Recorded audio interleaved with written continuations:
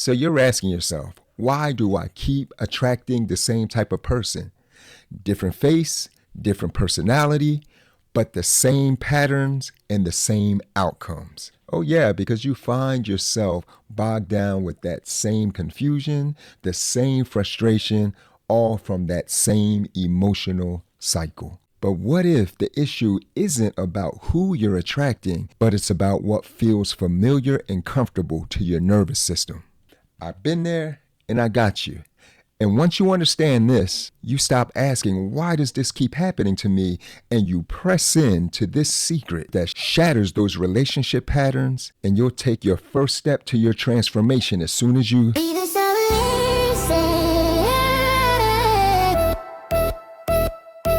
You know, not many things hit harder or hurt worse than failed relationships.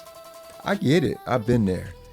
You know, and though we have experienced these common patterns and pains, today, you're going to learn one of the most important, most powerful tools that I use to break free from negative relationship patterns. And it enabled me to heal and pursue love from a healthy place. And from this healthy place, I promise you, you'll never find yourself asking again, how did I end up back there in that pattern? Here's one of the most important truths that you can understand about relationships. You see, you don't just attract what you want. Most of the time, you are drawn and attracted to what feels familiar. And 100% of the time, the things that feel familiar are shaped by your past. They're shaped by your emotional patterns and your internal beliefs about relationships. Attraction is not always a conscious decision. This is why attraction often feels automatic. It feels like chemistry brewing and sparks flying. It feels natural, and that attraction feels exciting. But attraction is not always based on what is healthy. It is often based on what your nervous system recognizes.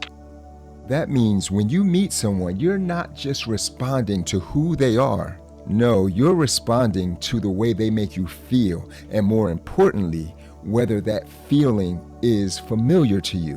What many people call chemistry is actually a nervous system familiarity with emotional patterns that they have not been healed from yet.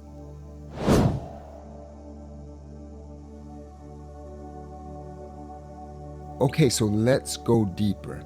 You may say, I keep attracting emotionally unavailable people.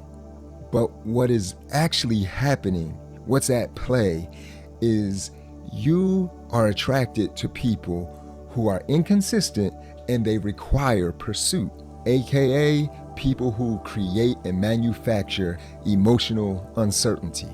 But get this, your nervous system interprets that experience as a connection. So when the opposite appears, when a healthy potential appears, it may not feel as strong and it may not feel as magnetic, and often you just let it walk on by. Take Rob, who consistently finds himself in relationships where he constantly feels disconnected. The women he dates seem interested at first, but over time, they become more distant. And Rob finds himself pulling back even more. What Rob didn't realize is this: he's very uncomfortable with emotional closeness. So he unknowingly sabotaged himself by unconsciously choosing partners who never require that emotional closeness. Now, Alicia, on the other hand, finds herself in the opposite position. She consistently feels that she's giving more than she receives in return. She pursues connection, she tries to fix and repair the relationships. But what Alicia doesn't realize is this: she is drawn to people who create and manufacture emotional distance because it activates her inner need to pursue.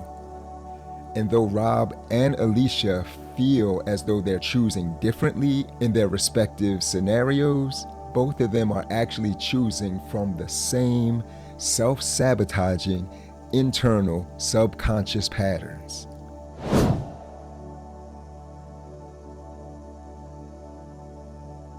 Hear me on this, because this part is pivotal. Your relationship patterns have never been random. They have been shaped by what you've experienced, what you've learned, and what you believe about relationship and love. These are subconscious beliefs that work on autopilot to create the outward behaviors that we see in your relationship. And those patterns influence who you feel attracted to, what you tolerate in a relationship, and what feels normal to you. So how do you break a pattern that is working behind the scenes on autopilot? Well, I'm so glad you asked.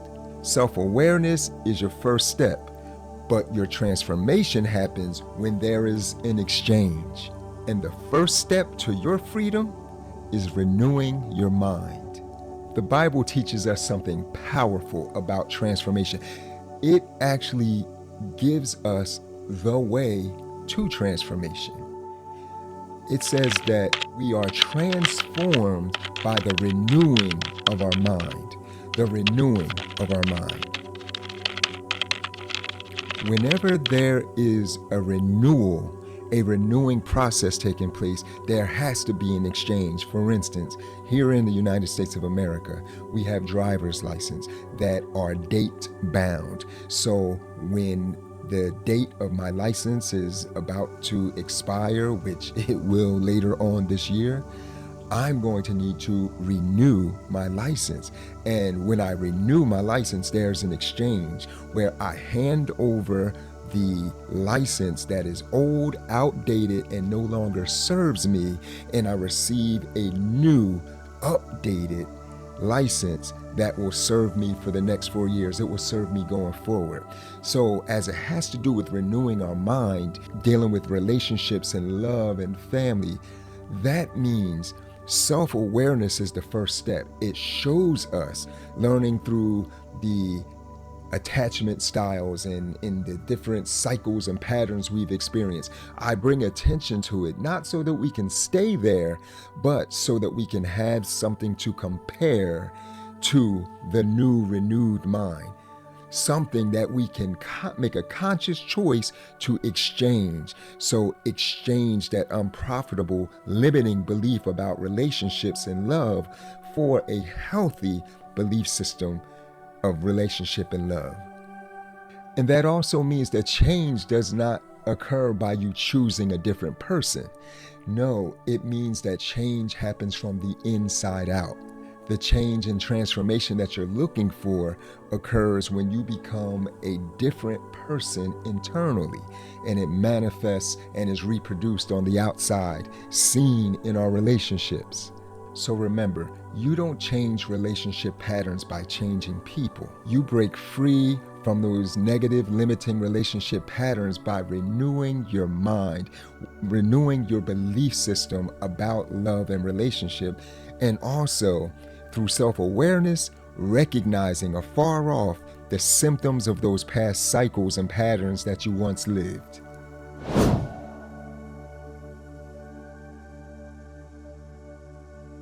Once you become aware of your patterns, something begins to shift. You start noticing things a lot earlier. You recognize those red flags sooner. You feel less drawn to instability. And something powerful happens then. What once felt exciting and you went after excitement no longer feels so appealing. And that's because not only are you self-aware, but you've made the conscious choice to exchange your past thinking and your limiting beliefs for profitable beliefs about true love and relationships. It's important to understand here that, see, what you're shifting away from is choosing a relationship partner based on need, choosing a relationship partner based off of past wounds and trauma bonds. The goal is to stop choosing what no longer serves you, but choosing an individual that totally aligns with who you are, the new you, the renewed you, and where you are going in life, and who you are becoming. Now let's talk about what really matters. Ask yourself what patterns or cycles or limiting beliefs are unaddressed in my life. This way we can tackle the things that really matter. And I'm right here with you. I'm here to help you. Because the truth is, there is no one too hard for God. There is no cycle, no pattern, no trauma that cannot be healed and fixed. Nothing that was broken that cannot be mended. And that goes for you. You are not too hard for God. And this is exactly why I created the Silent Saboteur, because I wanted to expose and shed light and shine a bright light on the enemies of our soul, the enemies that break down family relationships from the inside out. The Silent Saboteur is a great tool for you, a powerful transformational guide for you, because so many people are not aware of their internal attachment patterns that are affecting their relationships. And unfortunately, until those patterns are identified and targeted, they are bound to repeat in your life. But once you see it, once you see that silent saboteur, once you see that cycle and that pattern, then you know what needs to be changed, renewed, and exchanged. You can change it. You can take power. If you're ready to take the helm, and if you're ready to bring an end to those attachment issues that have been damaging your relationships, download the guide that's in the description. I wrote it just for you. Hey, and so I just want to thank you for joining today, for tuning in, and for staying to the end of this video. You know, these topics are heavy topics. There's legacy attached to these videos because we are healing families, bringing family success solutions where they're needed. Families are healed when relationships are healed. Healthy relationships produce healthy families, healthy generations, and that's what we need. And this is how we play our part. And so if you've received any value from this video, I encourage you, like, subscribe.